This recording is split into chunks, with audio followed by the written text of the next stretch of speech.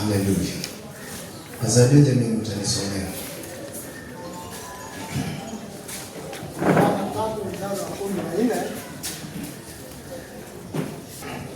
Yohana 3:14.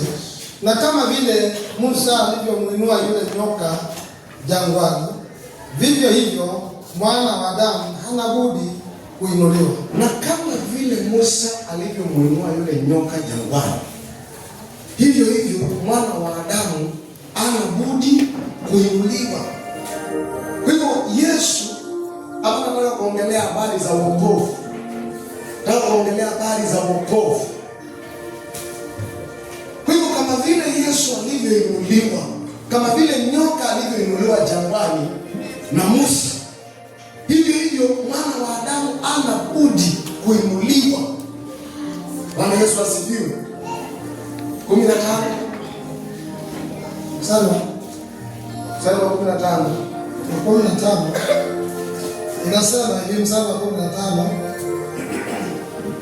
ili kila mtu aaminie awe na uzima wa milele katika yeye. Ili kila mtu aaminie awe na uzima wa milele. Yesu hana budi kuinuliwa. Ili kila mtu atakayeona Yesu akiinuliwa aweze kuamini awe na uzima wa milele. Bwana Yesu asifiwe. Kwa hivyo sisi tuliompokea Yesu Kristo wakati alipoinuliwa na wale waliopata neema ya kututangulia tukamwona huyo Yesu, na sisi tulipoona na sisi tukampokea huyo Yesu, maana tuliona akiwa amefanya nini? Ameinuliwa na wale waliokuwa wametangulia. Kwa hivyo neno linasema Mwana wa Adamu hana budi kuinuliwa. Bwana asifiwe. Kwa hivyo watu wanapokuja kwa ibada hawana budi kumuinua Mwana wa Adamu. Hana budi kuinuliwa. Hata kama kuna wengine watakataa, hili neno halitabadilika. Mwana wa Adamu hana budi kuinuliwa. Atainuliwa. Bwana apewe sifa. Atainuliwa Mwana wa Adamu. Sikia 16 vile inasema. Kwa maana jinsi hii Mungu aliupenda ulimwengu hata akamtoa mwanawe wa pekee, ili kila mtu amwaminie asipotee, bali awe na uzima wa milele. Kwa hiyo wokovu ni nini? Wokovu ni upendo. Wokovu ni upendo, ndugu zangu. Maana Yesu ameinuliwa kama vile nyoka wa shaba alipoinuliwa.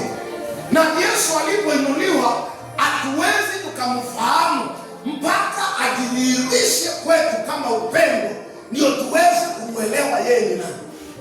Kwa hivyo neno linasema kwa maana jinsi hii Mungu akaupenda ulimwengu, ili kila mtu. Soma basi. Kwa maana jinsi hii Mungu aliupenda ulimwengu hata akamtoa mwanawe wa pekee, ili kila mtu amwaminie asipotee, bali awe na uzima wa milele. Ili kila mtu aaminie. Yesu alitolewa ili kila mtu atakaye muamini. Kila mtu, hata kama amekuwa mtu wa kutokueleweka, hata kama amekuwa mtu aliyejulikana mtenda dhambi, kila mtu atakaye muamini aokolewe na huyo Yesu. Kwa hivyo Yesu alileta upendo ambao ni tofauti na ule watu waliokuwa wakiujua. Hapa ni kila mtu atakaye muamini aokolewe kwa Yesu. Hiyo ndio lengo la Yesu kutolewa maisha yake. Hiyo ndio lengo Yesu aliweka uhai wake chini. Hii kila mtu yule anayeitwa mtu atakaye muamini aokolewe kwa yeye. Yesu hakuja kufanya ajenda nyingine. Yesu hata kama aliumba mbingu, kama Mungu aliumba mbingu na nchi na vyote vinavyoonekana, tena ashukuriwe Mungu wa mbingu na nchi, ambaye katika vitu vyote vilivyoumbwa na Mungu, mwanadamu ndiye aliumbwa wa mwisho kabisa. kuliko vyote. Kwa hiyo wewe sio mkubwa kuliko ndovu, wewe si wa kwanza kuliko simba, wewe si wa kwanza kuliko miti. Mwanadamu ndiyo kiumbe cha mwisho kilichoumbwa. Na baada ya Jehova kuumba, basi akaona sasa, kwa sababu mwanadamu ameingia kwa dhambi, ni mpaka nimtoe mwanangu wa pekee ili afe, alete upendo uliopotea katikati yangu, aulete tena katika maisha ya mwanadamu. Bwana Yesu apewe sifa. Kwa hiyo ili kila amwaminie asipotee. Leo tuna watu wako makanisani lakini bado wamepotea, kwa sababu wao wameinuka na mfumo wa sasa. Tuliwapata wakienda kanisani, wameinuka na mfumo tulipata jamii yetu ni watu wa kwenda kanisani. Lakini hapa neno linasema ili kila amwaminie asipotee. Kwa hivyo kuna sehemu ya mtu kumwamini Kristo, kuna sehemu ya mtu kuacha wokovu wa wazazi, kuna sehemu ya mtu kuacha wokovu wa mkewe, kuna sehemu ya mtu kuacha wokovu wa dada zake, kuna sehemu ya mtu kuacha wokovu aliyopata kwa boma yao, ampokee Yesu Kristo awe Bwana na Mwokozi wa maisha yake. Maana neno linasema kila amwaminie asipotee. Si kila anayeenda kanisani, sio kila anayefuata watu wakienda kanisani, ni kila amwaminie asipotee, awe na uzima wa milele. Bwana Yesu asifiwe. Hapa nimeandika hivi: wokovu ni tendo la kumkomboa au kuondolewa kutoka katika hatari.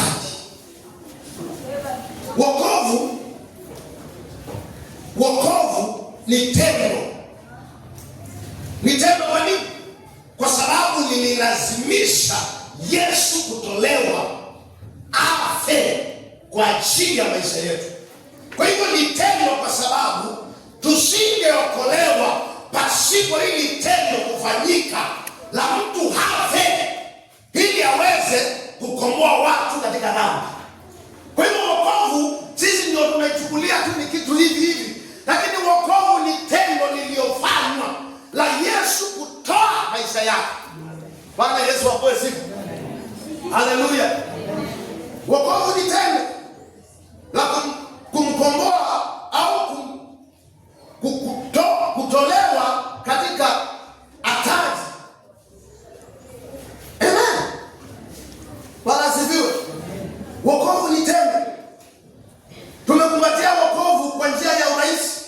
Tumetembea na wokovu bila kuelewa. Wokovu ni kitu cha kukumbatia.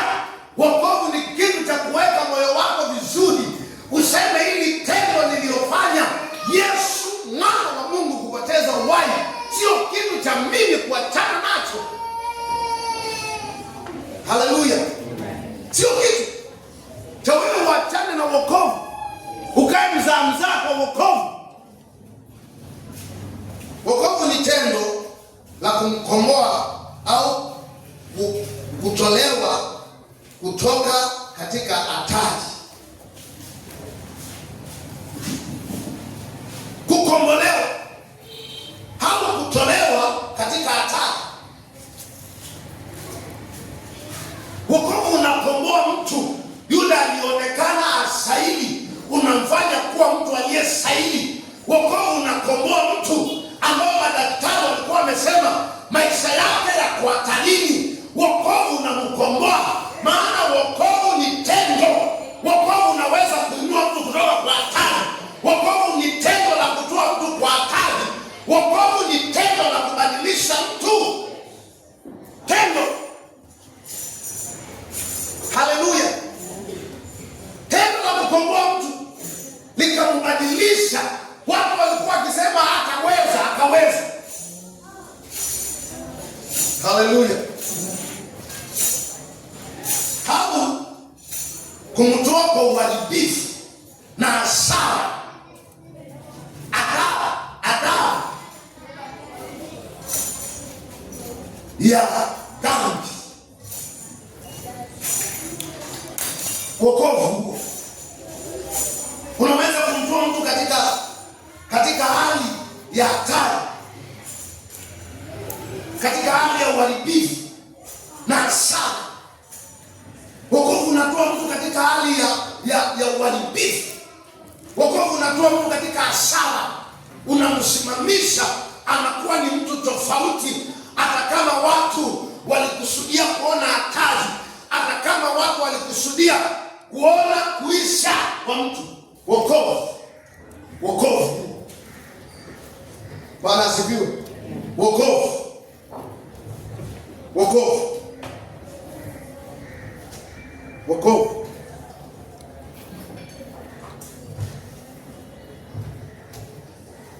Haleluya. Unatoa mtu katika hatari au uharibifu na hasara, katika adha ya dhambi, katika mkutaba wa Kikristo ni kupokea maisha mapya kwa imani kupitia Yesu Kristo. Wokovu ukikutoa katika hatari na katika hasara, unakuleta kwa mkutano wa kukuingiza katika maisha mapya, ambao hayo maisha mapya yanapatikana ndani ya Yesu Kristo. Hana mahali pengine unaweza ukapata maisha mapya isipokuwa ndani ya Yesu Kristo. Kwa hiyo wokovu ndio ule unabadilisha mtu aliyejulikana mwizi, hatari, ukamtoa kwa hatari. Wokovu ndio ule umebadilisha mabinti waliokuwa makahaba, ukawatoa kwa ukahaba.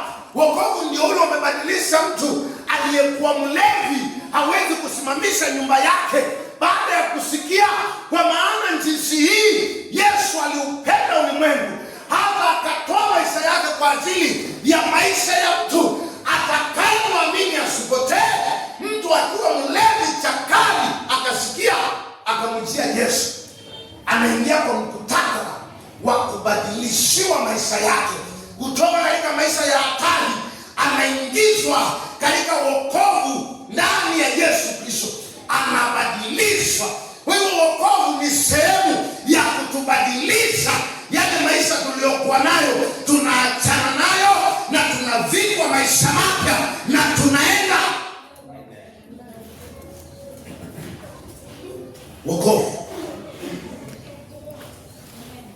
Wokovu. Warumi 6 tuanze mstari wa 9. Mkijua ya kuwa Kristo akisha kufufuka katika wafu havi tena. Bwana sifiwe.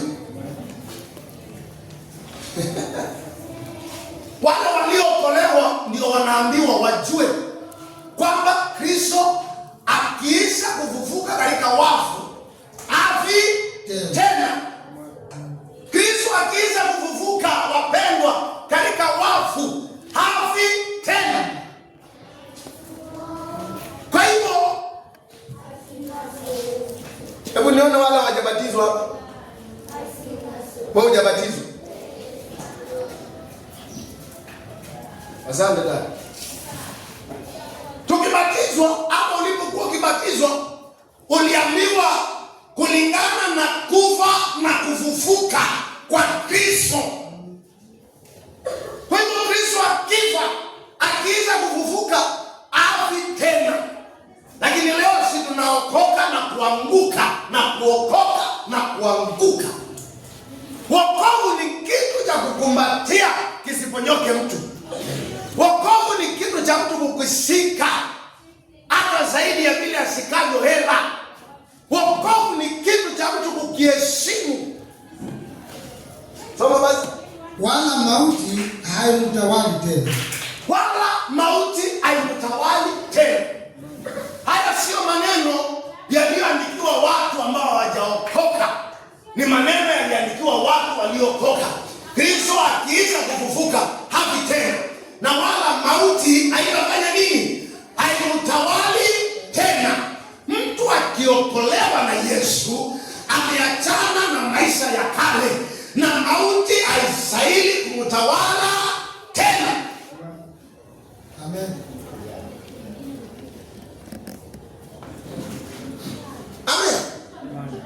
Mauti haistahili kutawale tena, kwa sababu tulipookolewa na kwa neema ya Mungu tukaenda kukabatizwa. Tena neno linasema Kristo akiisha kufufuka hafi tena. Yesu alifufuka maishani mwako ulipookolewa na ukabatizwa. Yesu hafi tena. Amen. Na mauti imtawala. Amen. Kwa hiyo ninakuelezaje? Ninakueleza habari za mtu kutolewa katika hasara, habari za mtu kutolewa katika hali ya dhiki, mateso. Haleluya. Kuingizwa katika mkutano wa Kristo na kupokea maisha mapya kwa imani kupitia kwa Yesu Kristo. Tunayapokea maisha mapya kwa imani. Tunaingizwa kwa maisha mapya kwa imani. Ukiisha amini ndio unafikia kuombewa. Haleluya. Maisha mapya, mtu aliyeokoka hawezi kujiingiza mzima. Ni mpaka kupitia kwa imani ulisikia injili, ikaumbika ndani yako, ikajengeka, na ukasema basi nampokea huyu Yesu. Na hata kama ulikaa kwa watu waliokoka, lazima kuna kitu kilichokuvutia kufuatana na wao, kikaumbika ndani yako. Ndio imani ikajengeka ndani yako, ukaingizwa kwa imani kupitia kwa Yesu Kristo. Bwana asifiwe. Basi soma mstari wa 10 inasema hivi: maana kwa kule kufa kwake aliifia dhambi mara moja tu, lakini kwa kule kuishi kwake amuishia Mungu. Maana kwa kule kufa kwake aliifia dhambi mara moja tu. Yesu hajakufia dhambi tena. Yesu alimalizana na dhambi. Yesu alifia dhambi mara moja, na hata kuja kufia dhambi. Alimalizana na mambo ya dhambi. Huku Moroko ndio tunatembea na dhambi, kwamba tunaweza kutembea leo hivi na tukiingia kanisani tunaweza kuacha dhambi, na tukitoka tunaichukua tunaivaa tena. Lakini Yesu aliifia dhambi mara moja tu. Soma tena basi. Mstari wa 10 unasema, maana kwa kule kufa kwake aliifia dhambi mara moja tu, lakini kwa kule kuishi kwake amuishia Mungu. Kwa kufia dhambi aliifia mara moja tu, lakini kwa kule kuishi kwake anamuishia Mungu. Hiyo ndio level ya mteule, ya kwamba aliachana na dhambi mara moja, na kule kuishi kwake anamuishia Kristo.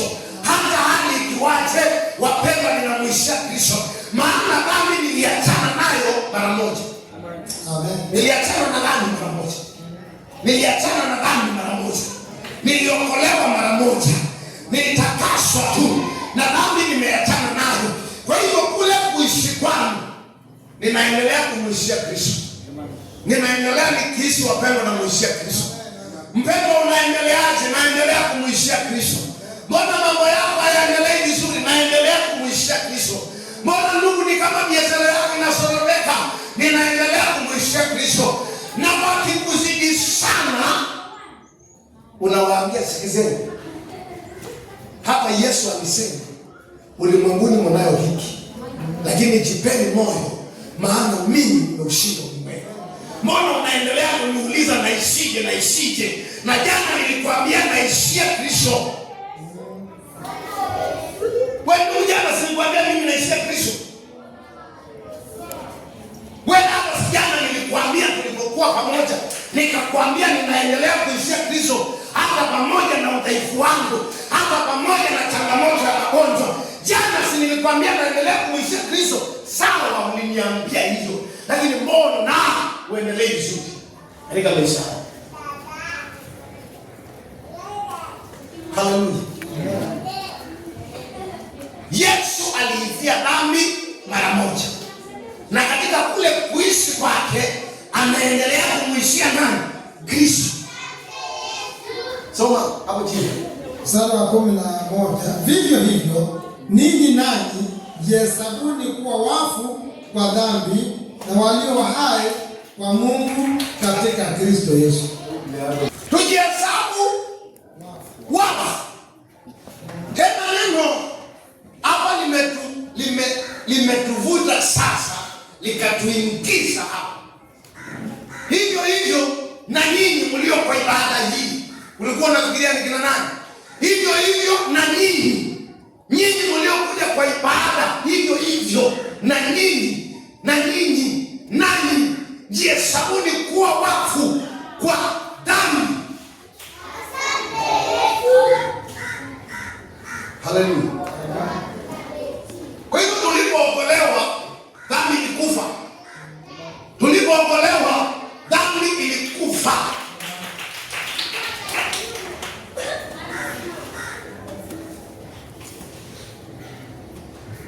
Wokovu uliomfanya Yesu afe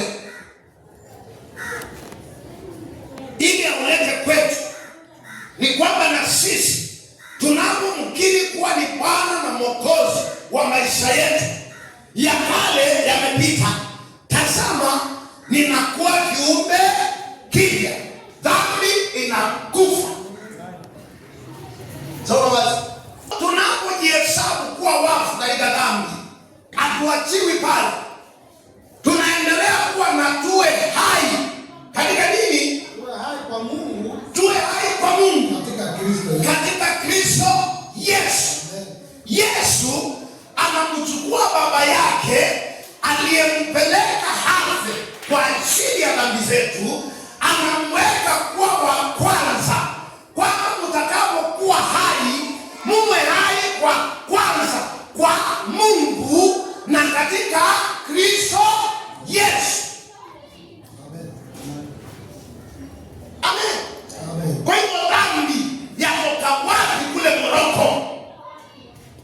Dhambi yatoka wapi kwa familia? Dhambi yatoka wapi kwa mtu aliyempokea Yesu akawa Bwana na Mwokozi wa maisha yake?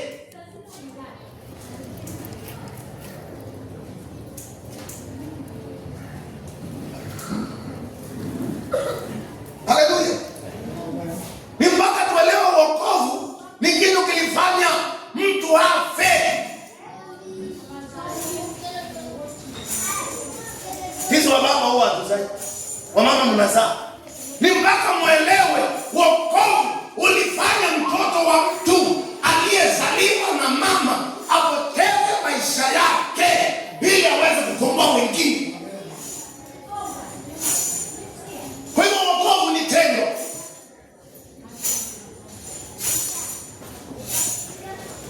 Linalo kufanya tuwe hai katika dhambi. Tuwe tumefia dhambi na tuwe hai katika Kristo, katika Mungu Kristo.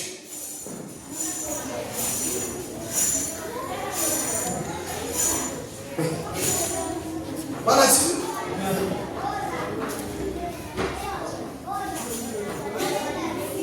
Vivyo hivyo na nyinyi jihesabuni kuwa wafu kwa dhambi.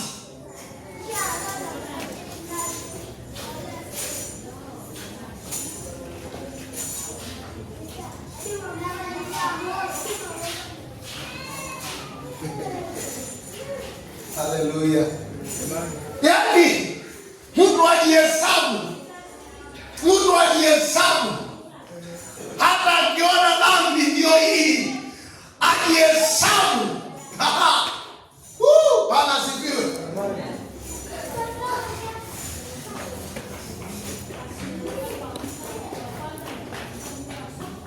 Ujihesabu kwamba wewe umeifia dhambi, hata ikikupapasa nikwambie mimi ndio dhambi. Jihesabu dhambi, sikiza. Come on. Hata ukimaliza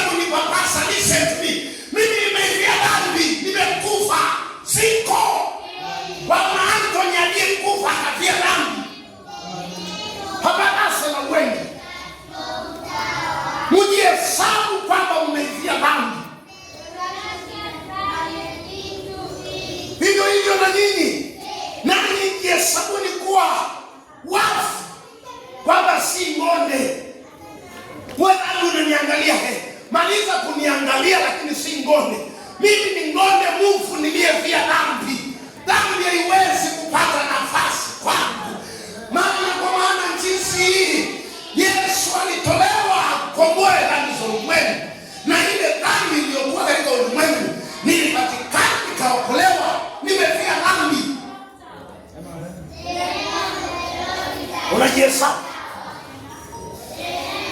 Unajihesabu. Mimi ukitembea umeifia dhambi. Kijana ukikaa umeifia dhambi. Mama ukikaa umeifia dhambi. Wamama wakienda hivi, wewe umeifia dhambi. Dhambi. Angalia watu waliokataa, waliojua wameifia dhambi bwana. Wako tofauti.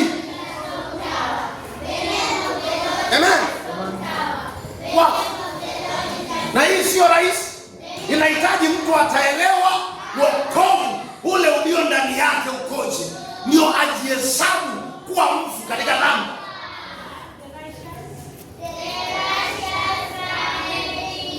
Oje ingia pale moja ya Patrice ama Makadara, uone wapi. Yaani unajihesabu, mimi katika dhambi niko hivi, nimeifia dhambi, haina sehemu ndani yangu.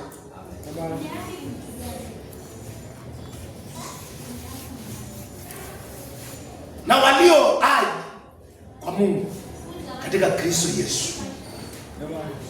Kwa hivyo uliponyoka pale, una wimbo wa kusema haleluya, mimi niko hai katika Mungu katika Kristo Yesu. Amen. Pindi mwingine alikuwa ameokoka sawa sawa, na wale student wenzako wa university wakasema huu tutamnasa kwa sababu tulimkosa kabisa kwa vitu vingine, tutamnasa kwa sherehe. Wakaweka sherehe vya pati, kama kuna wingi wa vya pati, wakaweka na nyama na kila kitu na masoda na majuisi na makeki, na wakaweka kreti za bia. Alafu wakasema huyu tutamnasa, ndio tutamuita aombee chakula. Mtu aliyeelewa wokovu ulio ndani yake huwa hapo makini, maana ameifia dhambi na ako hai kwa Mungu katika Kristo Yesu. Akaambiwa dada fulani, njoo uombee chakula tunapokula, tunapoanza kuandaliwa, njoo uombee chakula. Dada akakimbia mbio, wakatunana wanasema leo ndo nyumbani. Na kreti zimewekwa mbele za soda na za bia. Wakasema leo ndo nyumbani. Dada alipofika akasema, wale mko na kofia, toeni kofia zenu tuombe chakula.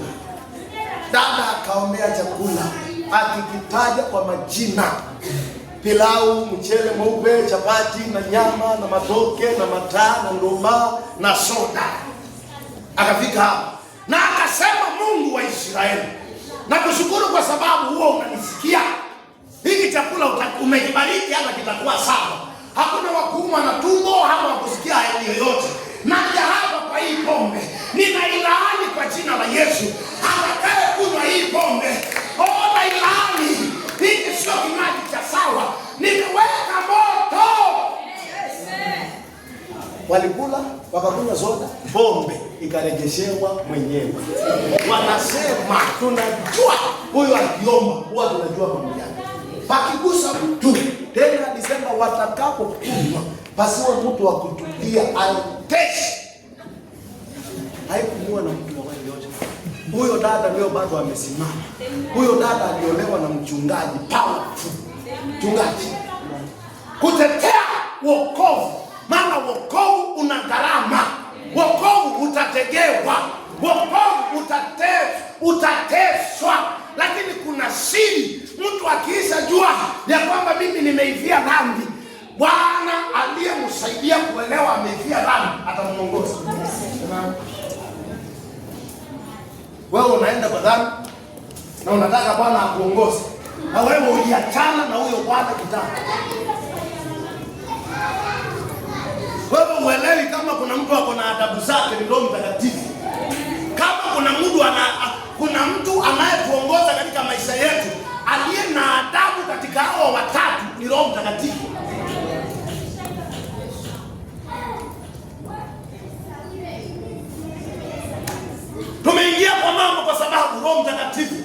aliondoka ndani yetu, na Roho Mtakatifu naye huenda akaangalia wokovu uliopokea, umetunzaji wokovu. Ndio sasa na yeye anaitwa, anakuja kuwa msaidizi.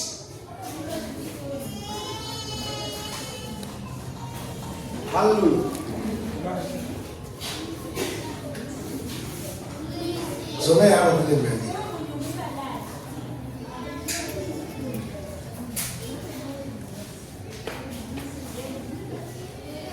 Tunaokolewa kupitia kwa Yesu Kristo.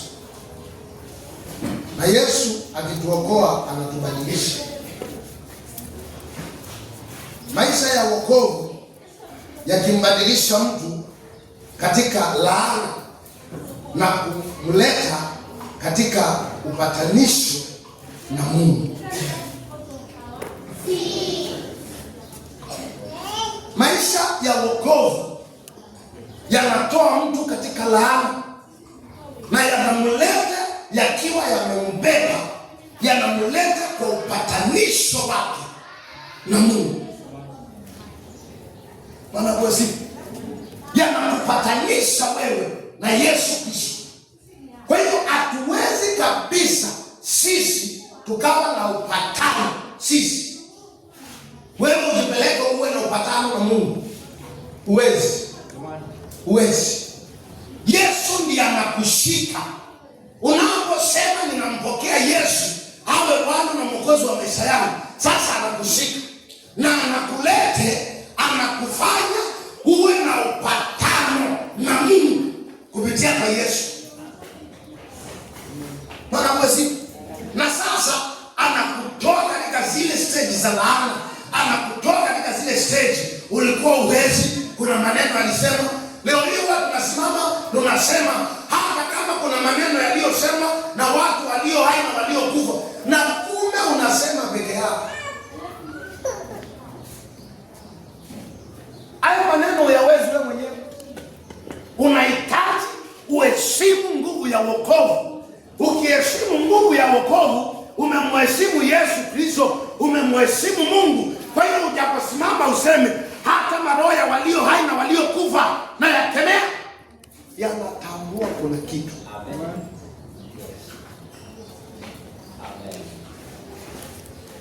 Sasa wakati mwingine mnatupigisha mbio,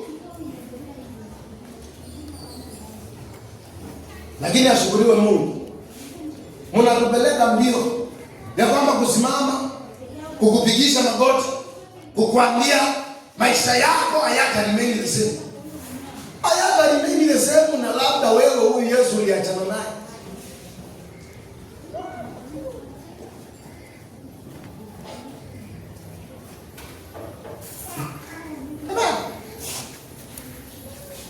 Hayata remain the same. Say my life will never ever remain the same. Na Yesu ndio wokovu. Huo wokovu nao unauchezea ukiubebeta kama vile wachezaji wanabebeta mpira. Alafu unataka maisha yasimini kuwa the same.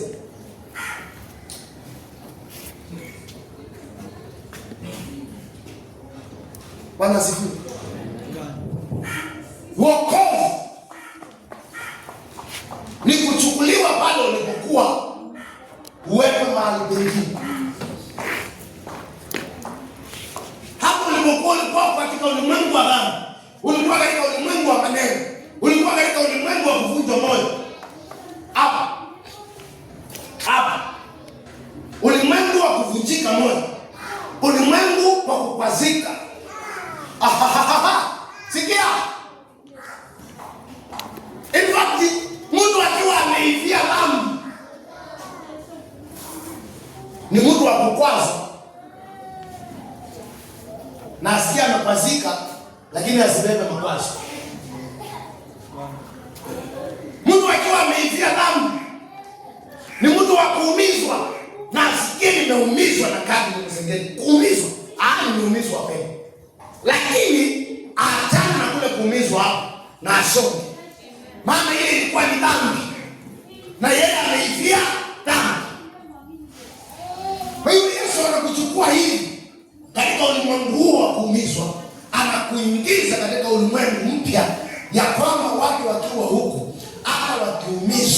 huwa wanadelete huko kuumizwa.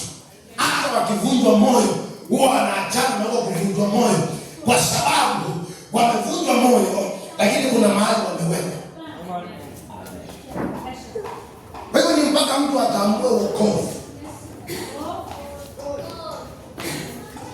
Nimekwambia namshukuru Mungu kwa sababu Yesu alikuwa akiendelea kumwambia kulingana na imani yako. Ona.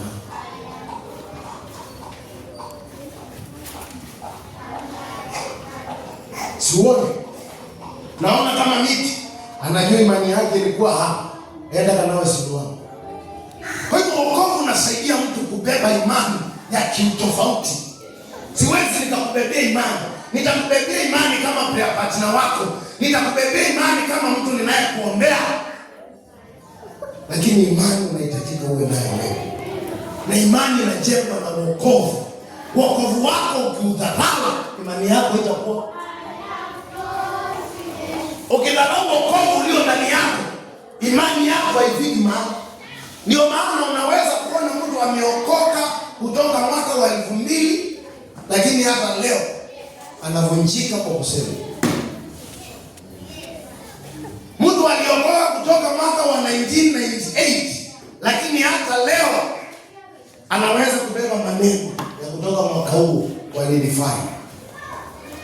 Akuelewa siri ya wokovu. Soma basi.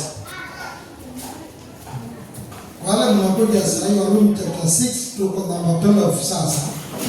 Wale mnakuja saa hii 12. Basi dhambi isitawale ndani ya miili yenu. Dhambi isitawale ndani ya miili yenu. Isitawale ndani ya miili yenu. Ipatikanayo na mauti. Hiyo dhambi sasa. Sikia masa. Dhambi isitawale ndani ya miili yenu. Dhambi ilikuwa itawale nje. Dhambi ilikuwa itawale nje.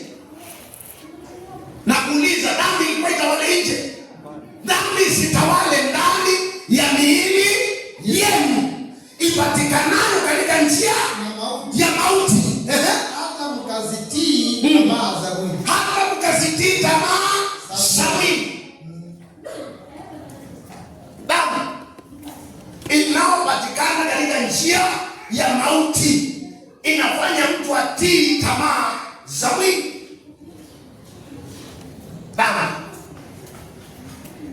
Wewe unafikiria mdomo ukisikia unawaza unataka kusengenya, wewe unafikiria nini? Ni dhambi inapatikana katika njia ya mauti. Na ikiingia inatawala kinywa. Ikiingia inatawala masikio. Maana neno linasema isitawale. Dhambi isifanye nini? Isitawale miili yetu. Hiyo dhambi inapatikana na mauti. Dhambi ni mauti. Dhambi inaweza kuua mtu. Dhambi inaweza kuwa mchungaji kama mimi. Dhambi inaweza kuwa baba Kepesi. Dhambi inaweza kuwa mtu mliyekuwa mkijua ni prayer partner. Dhambi. Maana inapatikana kwa njia ya mauti. Wewe sasa kinachokuvunja moyo ni nini? Dhambi inapatikana kwa njia ya mauti. Mimi nilipoelewa hivyo, hata nikasikia ulikuwa unanisemaje. Mimi sina shida na wewe, maana ninajua ulikuwa ukinisema sio wewe, ni dhambi imeingia ndani yako. Huwa initishi mimi. Baba huwa initishi. Kusikia watu walikuwa wakinisema huwa initishi. Huwa ninaelewa sio kina Ngonde. Huyo sio Ngonde. Ni dhambi ilipata nafasi. Dhambi ya mauti ikapenya kwa Ngonde. Kwa hivyo ni mauti. Kwa hivyo ni dhambi kile huwa kinafanya ni kumsihi Bwana dhambi siendelee kutawala ndani ya hiyo sabati. Dhambi siendelee kutawala. Maana dhambi ni ya mauti.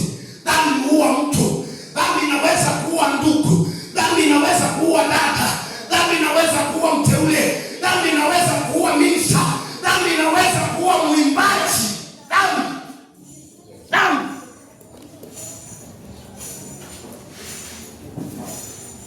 Ipatikanao kwa njia ya mauti.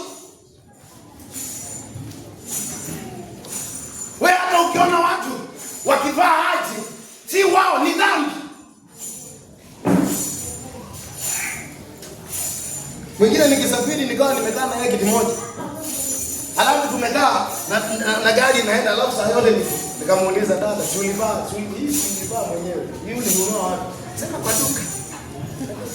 Hata naona hiyo ndoto ya nini? Tulivaa mwenyewe tu dada. Haina shida, usiwe na wasiwasi. Kwanza mimi ni mchungaji, wewe unahubiri habari njema. Unakuta nini? Wacha nayo, si kwa sinacho tena nayo. Ndipo tukamshuhudia kaomba dereva mbadilisha kae kwa kiti kingine. Anapeleka huko mbele. Wakuta ya nini na ulinunua wewe? Ulipokuwa ukinunua sio wewe. Dhambi ilikuwa imekuingia kwa sababu dhambi inaleta mauti. Sasa basi nimalizia mstari kutoka hapo wakati mwingine. Mstari wa 13, wala msiendelee kuvitoa viungo vyenu. Ngoja basi. Mama Jimmy, soma hiyo yako.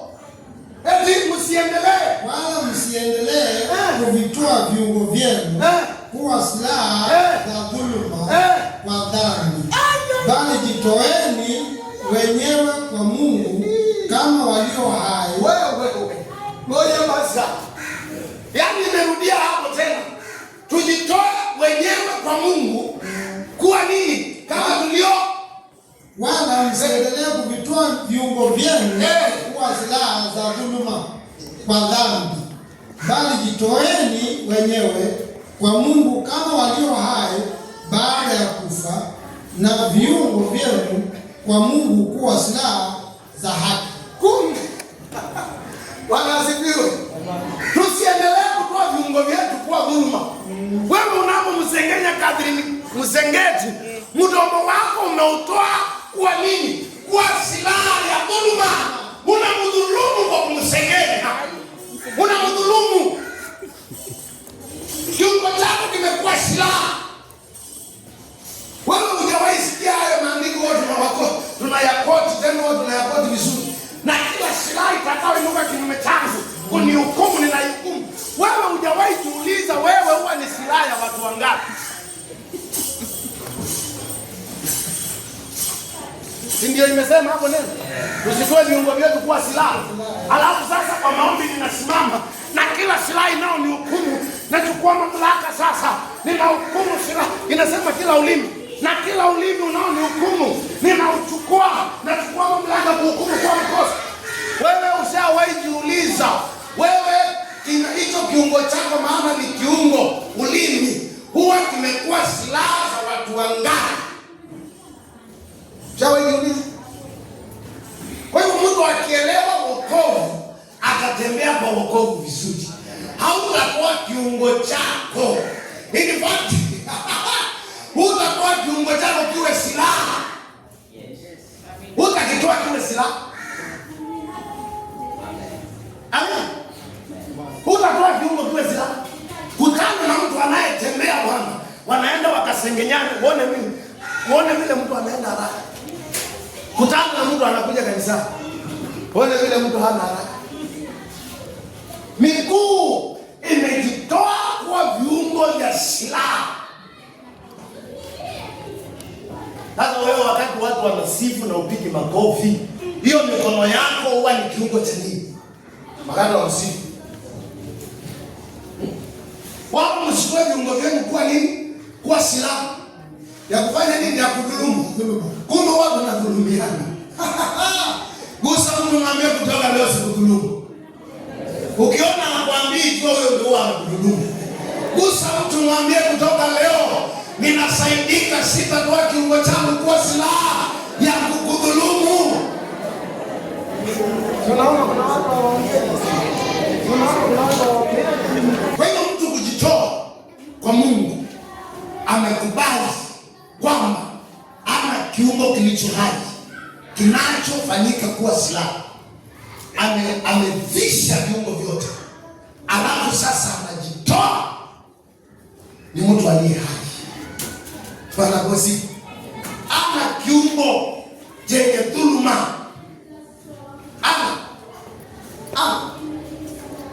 Haleluya. Wokovu unahusisha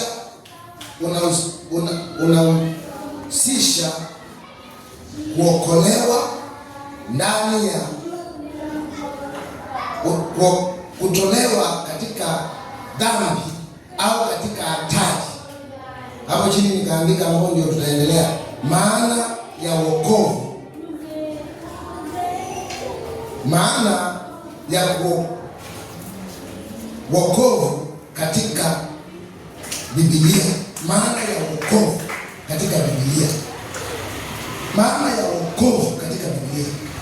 Taendelea kutoka hapo, taendelea kutoka hapo, na Bwana atakubariki. Nipatie pointi moja, nipatie pointi moja ya Yesu. Wokovu ni kutolewa kwa dhambi. Wokovu ni kutolewa kwa dhambi. Wokovu ni kutolewa kwa dhambi. Wokovu ni kukombolewa na roho, na roho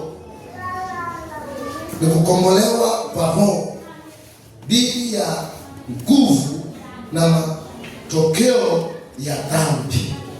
Wokovu ni kukombolewa kwa roho dhidi ya matokeo ya dhambi.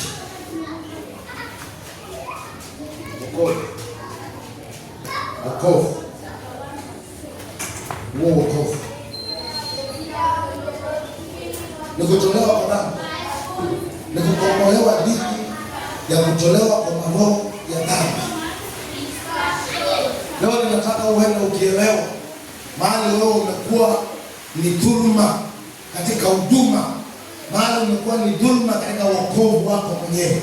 Maana kuna watu wamekataa kukua kwa sababu wao wenyewe wamejidhulumu na viungo vyao, wao wenyewe wamejidhulumu na viungo vya miili yao. Mtu hawezi kupatikana na jambo zuri katika maisha yake, mtu hawezi akasema kitu kizuri katika nyumba yake.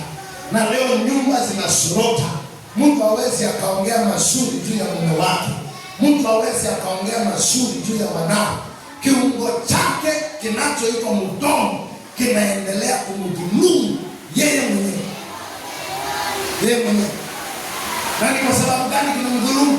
Ni kwa sababu hakutambua nguvu ya wokovu, akajitoa kuwa mfu na kama aliye hai katika Mungu ndani ya Kristo. Wewe kama uendelee na ukae na mtu aendelee, utaendelea? Baba, mimi sina gari sasa hivi, sawa? Mpaka nikae na nyinyi wenye gari. Wewe hata mkiona ni kuwapigia simu, msione na wachosha. Nataka muelewe, mimi ni mtu ambaye niko na simu na sina gari. Kwa hivyo ninataka nihusiane na wewe magari.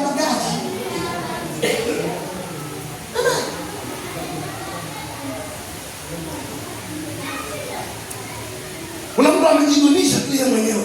Mama amedunisha watoto wake kwa sababu haelewi nguvu ya wokovu.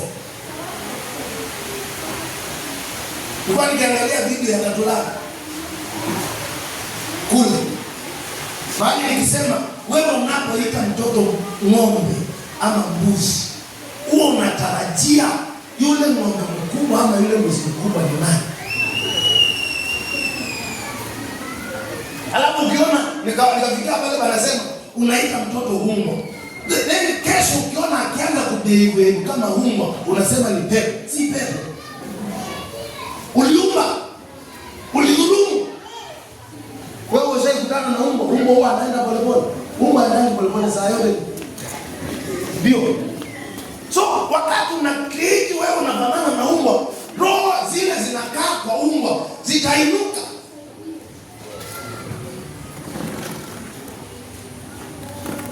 Alafu unaanza kusema wapendwa, niombeeni wanangu, sijui wana mambo gani, sijui ni shetani gani amekuja kama ile mlivyokuwa kwetu. Kuna maombi ya kweli. Kiungo chako kilianza kufanya dhuluma katika boma lako. Lakini ukielewa wokovu, unakuwa mfu aliyefia hiyo dhambi.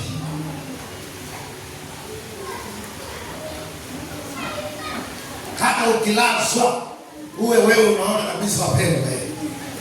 Tuko pamoja kwa imani. Na kama niko katika hali hii, ninafurahia mkosi. Maana wapendwa, nataka niwatie moyo.